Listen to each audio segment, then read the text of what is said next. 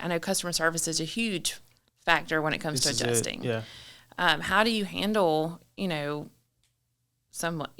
probably be crying with insureds too, like, oh my God, So how do you handle that aspect of the job, like dealing with insureds who may either, be very upset or angry, because customer service is huge. Yeah, of course.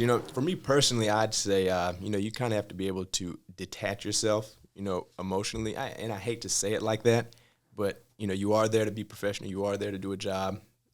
So it's kind of just like, you have to understand you're dealing with somebody who has just, potentially just lost their entire house.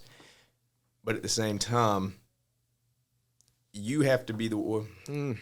I guess you want to empathize with them. Yeah, you want to empathize, but you still need to be, solid. You can't really just be breaking down and, That's why I'm not an adjuster. Yeah. And, me personally, I feel that I'm pretty good for just, being solid in a situation such as that. But at the same time, you do have to, be empathetic. And, it's a fine line. It's a fine line. You just kind of have to be able to assess the situation and, deal with it accordingly.